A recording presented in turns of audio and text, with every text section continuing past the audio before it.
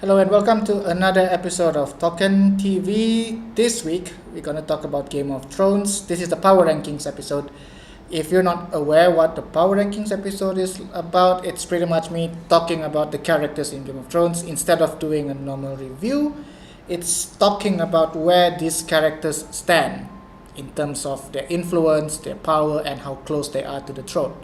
So I've had two earlier episodes about it, so do check it out. But in this week, we're going to talk about, this is pretty much the episode post episode 2 of season 7. So I'll jump straight into it. At number 7 are the Tyrells. They weren't in the earlier rankings, but they kind of climbed up this week, pretty much because of Olenna. We finally see them on the same table with Dany. Obviously, they are back into the power struggle. They are supporting Dany's claim, even though her motivations is just to get one over Cersei. The Olenna Tyrell, the Tyrells as a whole, are pretty much important families at the moment. So that's why I felt that kind of warrants them climbing up to number 7. At number 6 is Littlefinger. I wasn't looking much at him. Towards the end of season 6, towards the start of the first of season 7, he wasn't much of a big player.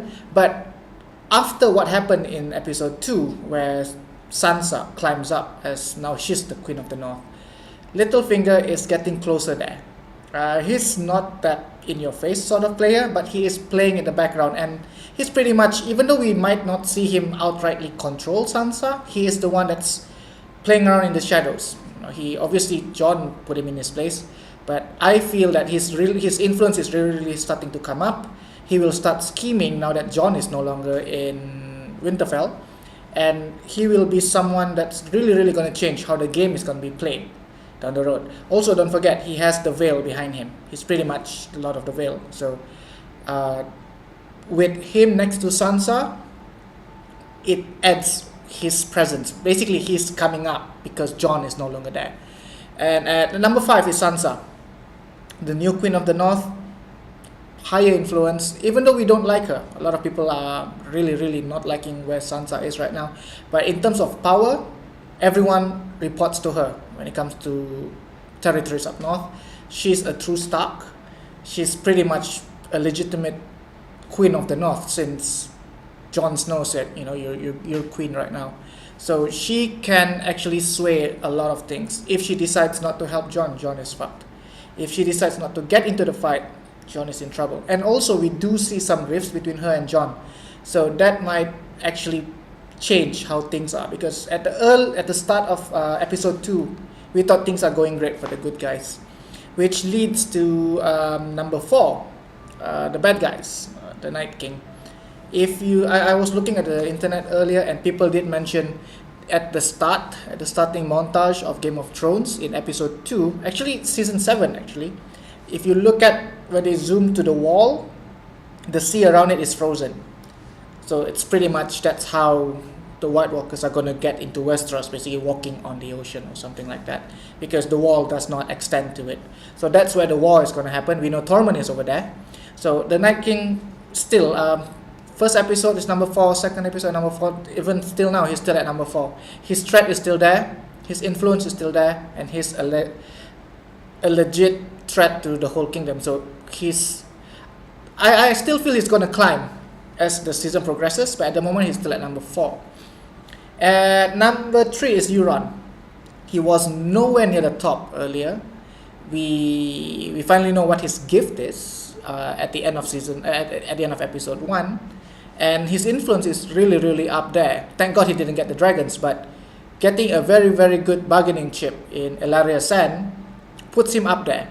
And we also know how good his fleet is, because he pretty much decimated the Yara and Theon's fleet. So now you know how big Euron's fleet is like. Obviously, it might actually really hit Dany's approach to get her army to Westeros. I don't think she sent all of her ships with the Greyjoys, but most of her ships are gone.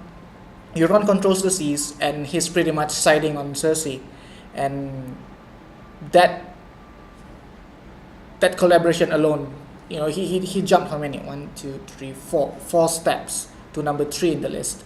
The reason I'm putting him at number 3 because Daenerys and Jon, I'm lumping them together right now because the way we see it, they are on the same team.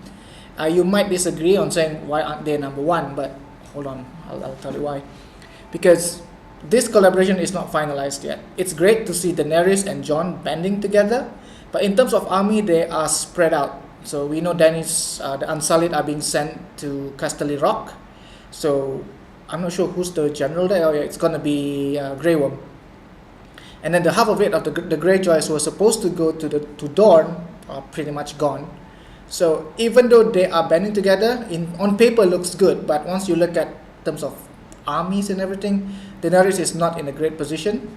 But it's good that they are combining with Jon. So in terms of soldier power, it looks good on numbers, but if you look at the other factors, they are nowhere near where number 1 is, which is Cersei. Again, as I said in episodes 1 and 2, if you're defending, you have the advantage. You're the incumbent, she's the current ruler, so everyone is supporting her. Everyone down, from south of the King's Landing, on her side. The Tarlys are, it's probably, we don't know much about the Tarlys, but we know that Sam comes from a respectable family. His father is a great general. It's really, really, really gonna help the King's Landing defense. So with him on board, with Jaime, the rest of the families, Cersei is still in a very, very good position. Also, once we know that Qyburn had a deterrent for the dragons, it's at the start of episode 2, the pendulum is on Daenerys and Jon Snow's side, but towards the end, it actually swung back to Cersei, and it actually stayed with Cersei. I think Cersei is gonna be on top of this list at least a couple more episodes until something really, really bad happens to her. But this is Game of Thrones, so you can expect all the twists. So there you have it, the list.